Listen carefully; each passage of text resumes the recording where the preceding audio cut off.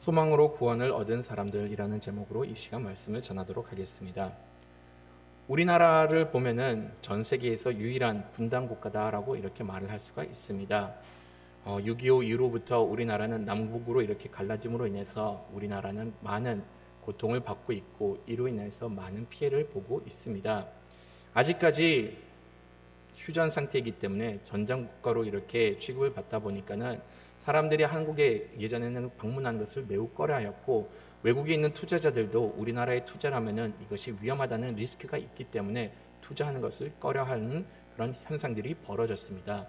경제적인 손실뿐만이 아니죠. 우리가 이렇게 분단 국가로 살다 보니까는 북에 남겨놓은 가족들도 있고, 북에 역시 마찬가지로 남에 이렇게 남겨둔 떠나간 가족들이 있기 때문에 이 민족 간의 고통도 이렇게 있다라는 것을 우리는 너무나도 잘 알고 있습니다. 전쟁 국가로 인해서, 분단 국가로 인해서 우리는 많은 고통을 당하는데, 이런 고통을 봤을 때 선한 것 하나 없다라고 이렇게 말을 할 수가 있습니다. 근데 정말로 선한 것이 하나도 없었을까요? 이 분단으로 인해서 우리나라가 마냥 피해만 보았을까라고 생각을 하면은 그렇지 않은 부분들도 있다라는 것을 발견하게 됩니다. 어떠한 부분에서 그래도 이 휴전 국가로 인해서 이득을 본 것이 있을까요? 우리나라 같은 경우는 이것이 휴전 국가다 보니 아직도 전쟁 가운데 있는 그러한 국가로 치부를 받다 보니까는 우리나라는 무기 개발하는 데 끊임없는 노력을 해왔고 끊임없는 투자를 해왔게 되었습니다. 이렇게 끊임없이 무기에다가 이렇게 개발하는 데 투자를 하고 연구를 하다 보니까는 어느 순간 우리나라가 무기 수출 강국으로 전 세계 자리에 잡게 되었습니다. 여러분들도 뉴스를 통해서 보시게 되었지만은 작년인가 폴란드에 우리가 그 자주포를 수출하게 되어가지고 어마어마한 수익을 내게 되었습니다. 이렇게 자주포를 수출하다 보니까는 우리나라가 어느덧 알게 모르게 전 세계 4위라는 자리까지 이렇게 차지하게 되었습니다. 무기 수출 국가로는 미국, 러시아, 프랑스 다음에 우리나라가 이렇게 자리를 잡으면서 나라 경제에 큰 도움이 되게 되었던 것이었죠. 물론 전쟁이라는 비극을 우리는 겪어야 됐었고 분단 국가라는 그런 아픔을 여전히 안고 있지만은, 그럼에도 이런 모든 좋지 않는 상황 가운데서 그래도 이렇게 선한 것들이 일어나는 것을 경험을 할 수가 있게 된다는 것이죠. 세상을 살아가다 보면은 마냥 악한 것은 없다라고 말을 할 수가 있습니다. 설령 악한 것이 있다고 하더라도 나중에는 이를 통해서 영광을 보는 일들이 많이 발생한다는 것을 세상 사람들도 알고 있는 진리입니다. 고대 당시에도 이미 그들이 가지고 있었던 그런 문서들을 보면은 오늘날 우리가 고난을 당한다고 하더라도 훗날 그것이 우리에게 영광이 될 수가 있다라고 이렇게 고대 문서에서 주장하는 것을 볼 수가 있습니다. 하나님을 따르는 사람도 이것이 사실이라는 것을 너무나도 잘 알고 있습니다. 근데 세상 가르침과는 좀 달리 나의 노력으로 인해서 아니면 나의 고난을 당해가지고 내가 성화된다고 보기보다는 이 모든 것들을 주장하고 계시는 분이 선하신 하나님이기 때문에, 이 모든 것이 다 하나님의 계획 안에 이루어지는 것이기 때문에 궁극적으로는 하나님께서 하나님의 뜻을 이루는 것이고, 이런 하나님의 뜻은 항상 선하기 때문에 궁극적으로는 그 어떤 일들 가운데 하나님의 선하심이 드러나게 되어 있다라고 믿고 있습니다. 우리가 살아가면서 고난은 피할 수 없는 사항입니다. 물론 처음에 우리가 믿음을 가졌을 때, 아니면 처음에 우리가 불신자에서 신자로 바뀌었을 때 처음에는 이렇게 생각을 했을 수가 있습니다. 하나님을 믿으면은 내 삶이 이제는 순탄해질 거야. 하나님을 따르면은 이제는 내 삶에 고난이 없어질 거야 라고 이렇게 생각을 했을 수도 있습니다. 하지만 우리가 신앙생활을 하다 보면 하나님의 말씀을 따르고 하나님의 자녀답게 살려고 하다 보면은 그런 가운데 오히려 더 많은 고통을 당할 때가 있음을 경험을 하게 됩니다. 이것은 비록 우리가 읽지는 않았지만은 바로 그 위에 있었던 저를 보시면은 17절에 보시더라도 우리가 하나님의 기업을 상속받은 자로서 하나님의 말씀을 살아갈 때 그의 영광을 바라보면서 고난도 받을 수가 있다라고 이렇게 가르쳐주고 있습니다. 하나님을 믿으면은 꽃길로만 걷는 것이 아니라 오히려 하나님의 말씀을 따르려고 하다 보니 거기에 이렇게 또한 고난이 같이 동반할 수가 있다라는 것을 이렇게 가르쳐주고 있습니다. 비록 이렇게 고난이 동반된다고 하지만은 그럼에도 불구하고 오늘 말씀을 보시면은 이런 고난 가운데서 우리가 넘어지지 않을 수가 있다. 이런 가운데서도 하나님의 계획이 있다라는 것을 보여주고 있습니다. 먼저 말씀을 보시면은 18절 말씀을 보시면은 현재의 고난은 장차 우리에게 나타날 영광과 비교할 수가 없다라고 하면서 사전에 하나님의 자녀들에게 이렇게 위로의 메시지를 던져주고 있습니다. 비록 너희들이 하나님의 말씀대로 살아가고 비록 너희들이 하나님의 말씀대로 살다 보면 고난을 당하지만은 그런데 이런 고난을 이길 수 있는 이유, 이런 핍박과 환난을 이길 수 있는 이유는 다른 이유가 아니라 앞으로 하나님께서 우리에게 허락해 주신 그 영광과 비교했을 때 비교가 되지 않기 때문에 현재의 고난을 이길 수를 있다라고 말씀을 해주고 있습니다. 여러분들 지금 삶 어려우시죠?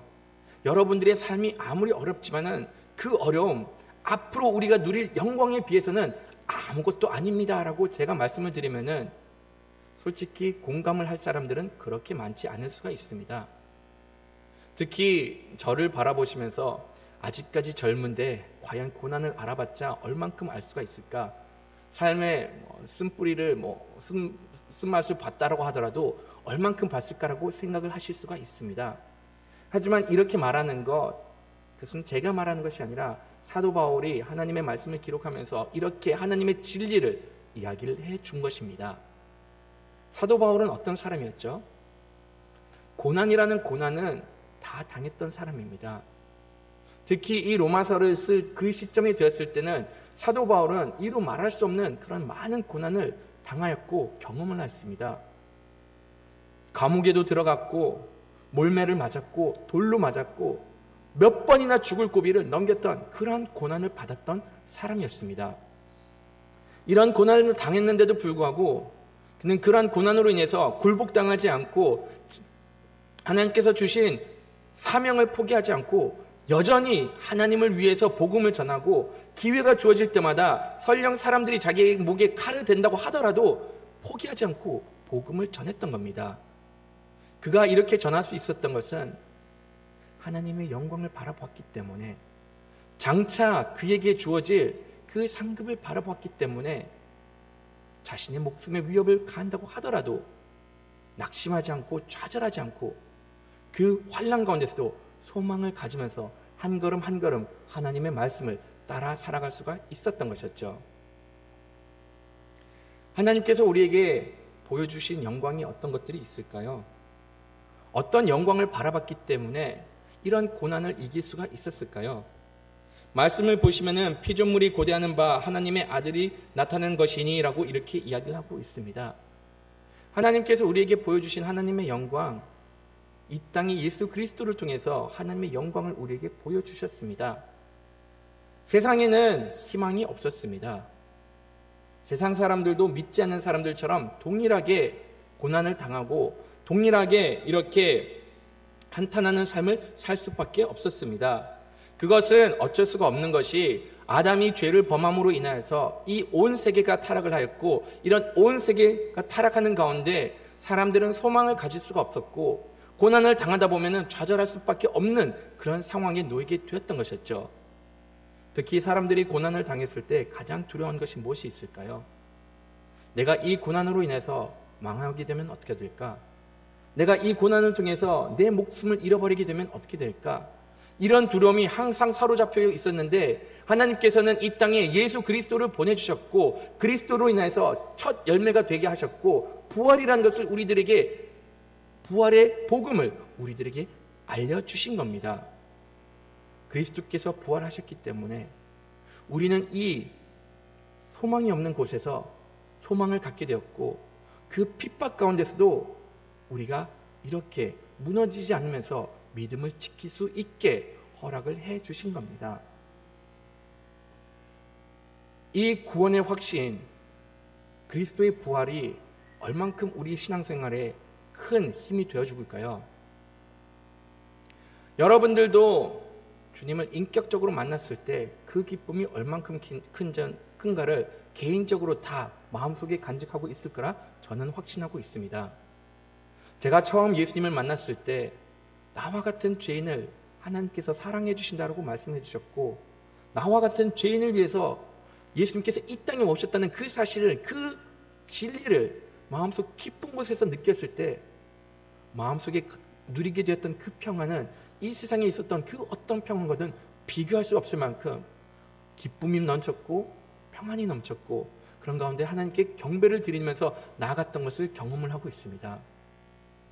내가 이제는 영원한 생명을 누릴 수가 있구나, 내가 이제는 하나님의 나라의 백성이 되었구나, 내가 이제는 하나님의 사랑하는 아들이 되었구나라는 그 기쁨을 누리는 가운데 세상에 있는 그 어떤 어려움 가운데서도, 세상에 있는 그 어떤 부귀와 영화라도 이것은 바꿀 만한 것이 아니다라는 것을 깨닫게 되었습니다. 영생을 누리는 것, 이것이 너무나도 나에게 소중하기 때문에 그것을 어떠한 상황 가운데서도 포기하지 않을 수가 있게 되었다는 것이죠. 그리스도를 아시는 여러분들도 이와 마찬가지일 거라 저는 확신하고 있습니다. 삶이 어렵다고 하더라도, 우리가 때로는 고난을 받아가지고 어찌할 바를 모른다고 하더라도 우리에겐 영생이라는 것이 확신하고 있기 때문에, 만약 내가 여기서 해를 당한다고 하더라도 영원한 나라가, 영원한 하나님의 나라가 우리를 기다리고 있다는 그 믿음 하나로서 하나님을 끝까지 의지하면서 살아갈 수가 있게 된다는 것, 살아가고 있다는 것을 여러분들도 잘 아실 거라 생각을 합니다. 사도 바울은 이렇게 그리스도를 통해서 우리가 하나님의 영광을 본 것이고, 이 영광으로 인해서 소망을 갖게 되었다라고 이렇게 가르쳐주고 있습니다. 하지만 그것뿐만이 아닙니다. 우리가 환난을 당할 때, 우리가 그리스도를 위해서 고난을 당할 때 하나님께서는 우리를 그냥 내버려 두지는 않으시는 분이십니다. 다 같이 26절 말씀 한번 좀 읽어보도록 하겠습니다. 이와 같이 성령도 우리의 연약함을 도우시나니 우리는 마땅히 기도할 바를 알지 못하나 오직 성령이 말할 수 없는 탄식으로 우리를 위하여 친히 간구하시느니라. 아멘. 우리가 연약한 가운데, 우리가 환난을 당해가지고 어찌할 바를 모를 때 하나님께서는 우리를 그냥 내버려 두지 않으시고 믿는 하나님의 자녀들에게 성령님을 보내주셔서 성령님이 마땅히 기도할 바를 알지 못했을 때 우리를 위하여 탄식하면서 간구하고 계신다라고 이렇게 말씀해주고 있습니다. 우리가 마땅히 기도할 바를 알지 못하였을 때 이것을 좀 다양한 방법으로 풀어나갈 수가 있어요. 우리가 알지 못하고 있을 그때, 우리가 환난을 당하고 있다 보면은 너무나도 그 어려운 가운데 하나님의 뜻을 바라보지 못하고, 너무나도 그 고난 가운데 좌절하다 보니 어찌할 바를 모른다고 하더라도 우리 가운데 거하고 계시는 하나님께서는 이미 우리의 필요를 알고 계시기 때문에 하나님께 간구를 하면서 우리가 그 위기를 벗어나올 수 있는 길을 마련해 주시고 능력을 더하여 주신다라고 이렇게 말씀을 해주고 있습니다. 여러분들이 이런 상황을 겪었을지는 저는 잘 모르겠어요. 하지만 사람들은 살아가다 보면은 정말로 본인이 감당할 수 없는 그런 어려움을 당할 때가 있습니다. 이런 어려움을 당하다 보면은 뇌가 마비되어 버리고 더 이상 내가 알고 있는 것조차도 기억하지 못하게 당황하는 그런 일들이 벌어질 때가 있다는 것이죠. 내가 이렇게 알 바를 모를 때는 하나님께서 우리를 끝까지 붙들어 주시고, 이런 가운데 성령님께서 우리를 인도하여 주시고 계심을 이렇게 가르쳐 주고 있습니다. 이것이 하나님께서 우리 삶 가운데서 행하시는 일이라는 것이죠.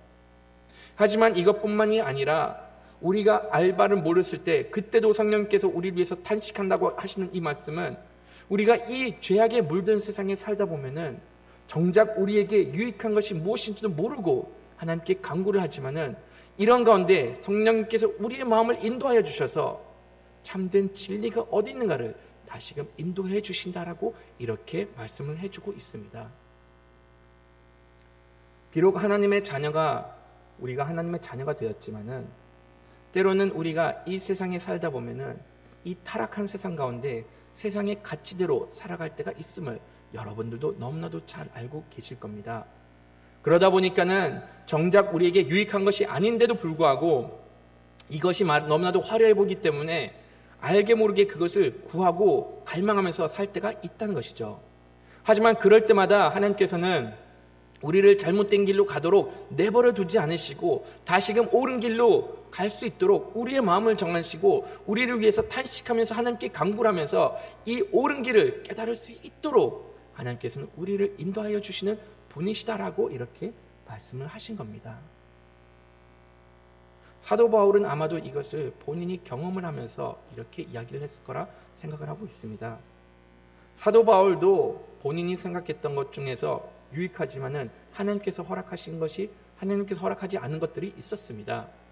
고린도후서 12장 말씀을 보시면은 사도 바울이 본인의 육신의 연약함으로 인해서 하나님께 3번씩이나 이렇게 기도를 하였다라고 말씀에 기록이 되어 있는데, 그런 가운데서 성령님을 통해서 그가 깨달았던 것, 나에게 허락해 주신 이 은혜가 족하다라는 것을 깨닫게 되었습니다. 만약 나에게 아무런 흠이 없었다라고 하면은 오히려 내가 교만해질 수 있으니 하나님께서는 이 가시를 나에게 내버려 두시고 하나님을 의지할 수 있도록 이렇게 만들어 주셨다라고 고백을 하였던 것이었죠. 환난 가운데 우리가 갈 바를 모르고 환난 가운데 우리가 방황을 하면서 잘못된 구원의 길을 선택한다고 하더라도 하나님께서는 우리가 이러한 고난을 계속해서 당하지 않고 이 환난으로부터 벗어나올 수 있도록 성령님께서 탄식을 하여서 우리를 위해서 간구를 하고 계신다라고 이렇게 말씀을 해 주신 겁니다.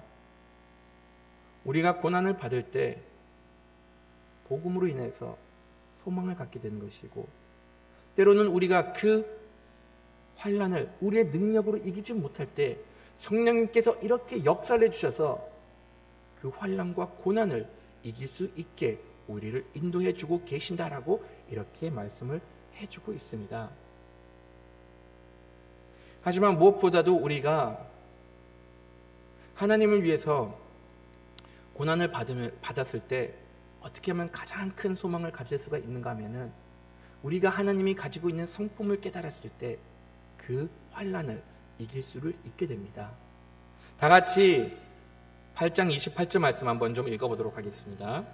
우리가 알거니와 하나님을 사랑하는 자 곧 그의 뜻대로 부르심을 입은 자들에게는 모든 것이 협력하여 이루느니라. 아멘. 제가 너무나도 좋아하는 말씀이고 여러분들도 자주 인용하는 말씀이라 저는 생각을 합니다. 여기서 말씀하신 것을 보면은 하나님께서는 합력하여 선을 이루시는 분이다라고 이렇게 가르쳐주고 있습니다. 솔직히 우리가 세상에 살아가는 가운데 세상을 바라보면은 소망을 갖기 어렵습니다. 저도 매일 뉴스를 보면은 신문을 보면은 그 신문에 있는 내용들을 보면은 그냥 한숨이 절로 나오더라고요. 도대체 이 사회에 왜 이렇게 이 모양 이 꼴인가라는 그냥 탄식만 나올 뿐입니다. 그런데 그렇게 탄식을 하고 나서 제가 제 자신을 돌아본다라고 하면은 솔직히 저도 마땅히 내세울 거 하나도 없더라고요. 이 뉴스에 나오는 그 허물들은 이것이 그냥 뉴스에서 신문에서 밝혀졌기 때문에 허물이라는 것을 알게 되지만은 정작 내가 내 자신을 바라본다고 하더라도 나도 이와 별반 다르지 않다라는 것을 보기 때문에 솔직히 내 자신을 보면은 그다지 희망이조차도 보이지 않는 겁니다. 근데 여기서 보시면은 하나님께서 행하신 것들을 보고 하나님의 선하심을 바라보다 보면은 이 세상 가운데서도 소망을 품을 수가 있게 되고 이러한 암울한 세상 가운데서도 선한 것이 이루어진다는 것을 알 수가 있다는 것입니다. 말씀을 보시면은 하나님께서 모든 것이 합력해서 선을 이룬다라고 이렇게 이야기를 해주고 있습니다. 이 합력하다라는 이 단어를 보시면은 원어로는 그 수네게코라는 단어입니다. 이 수네게코라는 단어가 나중에 영어로 어떻게 변화가 되는가 하면은 시너지라는 단어로 이렇게 변화하게 됩니다. 시너지라는 이 단어 외래어로 우리나라 말도 있었죠. 상승 효과를 낸다라고 이렇게 이야기를 해주고 있습니다. 하나님께서 일을 하셨을 때 모든 것이 협력해서 상승 효과를 내고 있다라고 이렇게 이야기를 하고 있는 것이죠. 만약 하나님께서 일을 하시면은 1 더하기 1이 2가 되는 것이 아니라 1 더하기 1이 3이 될 수가 있는 것이고 4가 될 수가 있다라고 이렇게 말을 해주고 있습니다. 하나님께서 일을 하고 계시기 때문에 이 세상에 있는 모든 타락한 것들이 합쳐져 가지고 하나님의 선을 이루고 있다라고 이렇게 이야기를 해주고 있습니다. 하나님께서 이렇게 일하시는 거 말씀을 통해서 수도 없이 많이 가르쳐 주셨습니다. 말씀 중에서 하나님께서 악한 것으로 선을 이룬 것이 어떤 것들이 있을까요? 성경에서 그냥 가장 대표적인 사건을 여러분들한테 말씀드리고 싶습니다. 성경에서 가장 핵심적인 사건, 다름 아닌 십자가 사건입니다. 근데 이 십자가 사건을 보시면은 선한 거 하나 없습니다. 십자가 사건이 시작되는 시점부터 마무리되는 그 모든 사건을 보시더라도 선한 것 하나 찾아볼 수가 없는 그런 사건이었습니다. 어떻게 시작되죠? 예수님께서 제사장들에게 팔려 나갑니다. 근데 그 팔리게 되었던 배경을 보면은 그가 그렇게도 아꼈던 제자가 예수님을 배신을 하고 배반을 했기 때문에 끝내는 이렇게 팔리게 되었던 겁니다. 예수님께서 이렇게 팔리게 되었고, 그런 다음에 이 유대인들은 예수님을 처형을 하기 위해서 재판을 열었습니다. 근데 이 재판을 보면은 재판조차도 완전히 불법으로 이루어진 것을 보게 됩니다. 만약 누가 중범죄를 일으켜가지고 처형을 받을 그런 재판을 받는다라고 하면은 이것은 대낮에 이루어져야 되는 재판인데도 불구하고 이 유대 종교 지도자들은 새벽에 아무도 없었을 때 재판을 열었고, 그런 다음에 그 가운데서 거짓 증언을 세우면서 아무런 죄가 없었던 예수님을 처형을 받게 만들었던 것이었죠. 실질적으로 예수님을 처형에 내줬던, 그 형벌을 내렸던 사람 빌라도, 그가 보아도 예수님께서는 잘못한 것이 하나도 없다라고 이렇게 말을 하였습니다. 아무리 이 사람을 살펴본다고 하더라도 로마 법에 근거해서 이 사람은 십자가형을 받을 만한 죄를 전혀 짓지 않았다라고 이렇게 이야기를 하였습니다. 그런데도 불구하고 빌라도가 예수님을 십자가에 내어주었던 이유는 본인의 정치적인 생명을 연장시키기 위해서, 자기의 입장이 곤란해지는 것을 방지하기 위해서 끝내는 아무런 죄가 없었던 예수님을 십자가에 내어주었던 것이었죠. 이러한 모든 과정을 봤을 때 선한 것 하나 없습니다. 인간의 완악함이 적나라하게 드러났던 바로 그런 사건이었죠. 하지만 이렇게 인간의 가장 추한 모습을 통해서 하나님께서는 어떤 놀라운 기적을 이루셨죠? 인류를 구하는 놀라운 기적을 이루셨습니다. 선한 것 하나 없는 가운데서 하나님께서는 우리 모두가 구원을 받을 수 있는 놀라운 은혜를 베풀어 주신 것이죠. 이것이 바로 하나님께서 가지고 계시는 놀라운 능력입니다. 그리고 이것이 바로 하나님께서 이 세상을 통치하시고 일하시는 방법이라는 것이죠. 아무리 사람이 타락했다고 하더라도, 아무리 사람들이 악하다고 하더라도 하나님의 주관하에 있기 때문에 이런 모든 것들은 하나님의 선하신 뜻을 가운데 이루어지고 있기 때문에 그 모든 일들은 합력해서 다시금 하나님의 뜻을 이루자 하나님의 선을 드러내게 되어 있다라고 이렇게 가르쳐주고 있습니다. 이 말씀을 보면서 참 위로를 받을 수 있는 것이, 모든 것이 합력해서 선을 이룬다라고 이렇게 이야기를 하고 있습니다. 하나님께서는 특정한 것을 지정을 해가지고 내가 이렇게 정한 것, 아니면 내가 봤을 때 선한 것, 이런 것들만 합력해서 선을 이룬 것이 아니라 세상에 있는 그 모든 일들, 선하든지 악하든지 하나님 통치 아래 있기 때문에 모든 것이 다 선을 이루고 있다라고 이렇게 이야기를 해주고 있습니다. 이 말이 저에게도 큰 위로가 되더라고요. 내가 내 삶을 바라봤을 때 저는 허물투성입니다. 그리고 내 자신을 봤을 때 하나님께서 나에게 왜 이러한 것들을 경험하게 하셨을까? 아니면 왜 내가 이러한 부족한 부분을 있게 만드셨을까라고 생각을 하지만은, 그러나 그런 부족한 것들로 인해서 하나님께서는 하나님의 능력을 부어주시고 그런 부족한 부분들조차도 하나님께서는 귀하게 쓰시는 분이심을 이렇게 이야기를 해주고 있습니다. 예전에 제가 한 성도가 이렇게 간증하는 것을 들었는데, 이 성도 하나님을 만나기 전에 그냥 삶의 쾌락에 중독이 되어 있었다라고 이렇게 간증을 한 것을 들었습니다. 자신이 얼만큼 쾌락에 빠져 있었는가 이유로 말할 수 없을 정도로 세상 사람들이 너는 어떻게 그런 삶을 살 수가 있냐라고 이렇게 손가락질을 할 정도로 정말로 추한 삶을 살았고 정말로 부끄러운 삶을 살았다라고 이렇게 이야기를 했습니다.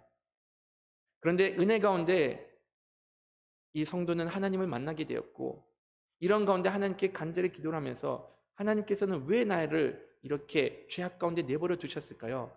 하나님께서 나의 과거를 허락을 해주셨던 이유가 무엇일까로 간구를 했을 때 하나님께서는 그냥 네 자리를 지켜나가라라고 이렇게 응답을 해줬다는 것을 들었습니다. 그리고 나선 그 성도님은 자기가 경험했던 것을 나누고 그 자리를 지켜나갔을 때 본인과 똑같은 고민을 갖고 있었던 사람들이 하나님 앞에 돌아오는 놀라운 기적들을 경험을 하게 되었다라고 이렇게 이야기를 했습니다. 자기에게는 추하고 부끄러운 과거였고 죄로밖에 표현할 수 없었던 그런 아픈 과거였지만은 하나님을 만나고 나서 그런 아픈 과거로 인해서 오히려 똑같은 슬픔을 겪고 있는 사람들을 위로할 수 있는 하나님의 일꾼으로서 이제는 쓰임을 받고 있게 되었던 것이었죠. 저도 제 연약함을 보면은 하나님 왜 내가 좀 더 결단력 있게 행동하지 못합니까? 라고 이렇게 기도한 적이 있었습니다. 차라리 내가 좀 더 빠르게 행동을 하고 내가 좀 더 추진력이 있으면은 내가 삶에서 훨씬 더 성공을 빨리 하지 않았을까라는 그런 생각을 하고는 했습니다. 그런데 이것이 나중에 목회를 하면서 생각이 조금 달라지더라고요. 만약 내가 목회를 하면서 너무 빠르게 행동하다 보면은 어떤 일이 벌어진가라고 하면은 일이 자연스럽게 풀려질 수도 있는 것을 빨리 관습을 하면서 오해를 불러일으키고 사람들 간에 갈등이 생길 수가 있었다는 것을 많이 경험을 합니다. 하지만 차라리 조금만 기다려주고 상대방에 대해서 즉각적으로 반응하기보다는 조금 더 이해해 주려고 노력을 하다 보니까는 끝내는 이런 가운데 오해도 풀리는 것을 많이 경험을 했고 오히려 이것이 목회에는 도움이 된다는 것을 훨씬 더 많이 깨달은 적이 있습니다. 하나님께서는 이렇게 우리의 허물조차도 하나님께서는 이렇게 사용하고 계심을 알려주고 있습니다. 모든 것이 협력해서 선을 이루게 하시는 분이십니다. 물론 여기서 우리가 한 가지 조심해야 될 부분은 있어요. 그것은 바로 우리가 선을 해석하는 방법에 대해서는 조금 조심할 필요가 있습니다. 여러분들은 선이다라고 이렇게 이야기를 하면은 어떤 것들이 떠오르나요? 복된 삶, 순탄한 삶, 편안한 삶. 선이라고 이렇게 이야기를 하면은 항상 긍정적인 세상의 기준으로서 긍정적인 것이 당연하게 떠오르기 마련입니다. 하지만 여기서 바라봐야 될 것은 협력해서 선을 이룬다는 것은 하나님의 은혜 가운데서 하나님의 말씀 가운데서 선을 이루는 것이기 때문에 때로는 이러한 선이 세상의 기준과는 조금 다를 수가 있다는 것을 명심해야 됩니다.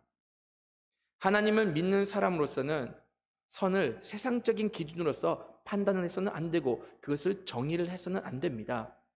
여기서 선이라는 것은 절대적인 선이신 하나님의 기준으로서 모든 것을 바라봐야 한다는 것이죠. 그러면은 같은 사건에서 결과를 다르게 바라볼 수도 있게 됩니다. 어떤 예를 들을 수가 있을까요? 만약 정말로 임종을 앞둔 연세 많은 부모가 있다라고 하면은 그런 가운데서 선이 어떤 것일까요? 믿지 않는 사람들은 이 연세 많으시고 임종을 앞둔 그 부모님이 하루라도 더 오래 사는 것이 선으로 여기게 됩니다. 만약 죽게 되면은 여기서는 선이 이루어질 수가 없기 때문에 하루라도 더 살기를 원하는 것이 세상의 선이라고 이렇게 말을 할 수가 있다는 것이죠. 근데 하나님을 믿는 사람들은 어떻게 바라볼 수가 있을까요? 물론 하루를 더 살아가는 것, 이것이 선이 될 수가 있습니다. 하지만 믿는 사람들은 영원한 생명이 있다는 것을 확신하고 있기 때문에 구원이라는 것이 기다리고 있다는 것을 알고 있기 때문에 때로는 하나님께서 허락해 주신 그 시간 내에 아니면 때로는 하나님께서 부르실 때 우리의 창조주를 다시금 만나는 것이 선이라고 여길 수도 있다는 것입니다. 같은 사건의 다른 결말인데도 불구하고 하나님을 믿는 사람들로서는 그 다른 결말을 받아들일 수 있는 마음을 하나님께서는 허락을 해 주신다는 것이죠. 사는 것도 선할 수가 있고 죽는 것도 선할 수가 있다라고 바라보는 것이 하나님을 믿는 사람들이 가지고 있는 시각이라는 겁니다. 하나님께서는 하나님을 사랑하고 하나님을 따르는 모든 사람들에게 모든 것을 합력해서 선을 이루어 주신다라고 이렇게 말씀을 하시고, 이런 하나님의 성품을 아는 사람들은 이런 가운데 하나님을 위해서 고난을 당하더라도 그를 달갑게 받아라고 이렇게 말씀을 하십니다. 설령 고난을 당한다고 하더라도 끝까지 믿음을 지키고 나가라라고 이렇게 이야기를 해주고 있다는 것이죠. 우리가 이런 고난을 주님을 위해서 당할 때는 어떤 결과를 얻어낼 수가 있을까요? 천국이 우리에게 주어진 것, 이것은 지극히 당연한 일입니다. 하지만 그것뿐만이 아니라 말씀을 보시면은 우리가 이렇게 고난을 당하고 하나님의 계획을 따라서 순종해 나갈 때는 우리가 이런 고난 가운데 그리스도의 형상을 닮아갈 수가 있게 된다라고 이렇게 이야기를 해주고 있습니다. 예수님의 존귀한 형상을 우리가 닮아가게 되는 것이고, 이렇게 우리가 말씀을 따라서 고난을 당하다 보면은 하나님을 뵙기 전에 우리가 성화되고 영화로움을 도달하게 된다라고 이렇게 이야기를 해주고 있다는 것이죠. 솔직히 이 말씀을 묵상을 하다 보면은 내가 정말로 그런 사람이 될 수가 있을까라고 생각을 할 수가 있어요. 여러분들도 여러분들 자신이 얼만큼 연약한 사람인가를 알고 계실 거라 생각합니다. 저도 제 자신을 봤을 때 영화로운 모습과는 거리가 정말로 멀더라고요. 하나님께서 우리에게 이렇게 말씀해 주신 것 그냥 희망상이고 바람이 아닙니다. 이 말씀을 우리에게 주셨을 때는 이 영화롭게 된다는 것을 과거형으로 이렇게 기록을 해놓고 있습니다. 앞으로 일어날 일이지만은 마치 일어난 것처럼 이렇게 이야기를 해주고 있다는 것이죠. 하나님을 따르는 백성들, 그리스도를 믿고 있기 때문에, 그리스도를 의지하고 있기 때문에 이미 우리는 하나님의 거룩한 백성이 되었고, 우리가 이런 가운데 끝까지 하나님의 나라에 소망을 두고 있으면은 그런 가운데 우리가 분명히 영화를 이뤘다라고까지 이렇게 이야기를 해주고 있습니다. 삶의 고난이라는 것은 피할 수 없는 현실입니다. 그리스도의 말씀을 순종하면 순종할수록 이 고난의 강도가 높아지는 것 또한 우리가 너무나도 잘 아는 사실입니다. 하지만 하나님께서 이렇게 고난을 허락해 주셨을 때는 우리가 이 고난을 이길 수 있는 소망을 허락하여 주셨고, 능력을 더하여 주셨고, 하나님께서 이렇게 신실하심을 통해서 이 모든 것들을 극복해 나갈 수가 있다라고 이렇게 말씀을 해주고 계십니다. 이 모든 것들을 다 인내고 나갈 때 우리는 보다 더 그리스도의 형상을 닮아가게 되는 것이고, 하나님께서 뜻하신 바대로 하나님의 일을 성취해 나갈 수가 있게 됩니다. 이러한 고난을 당하면서 그리스도의 형상을 닮아가는 여러분 되기를 간절히 바라겠습니다. 다 같이 찬송가 400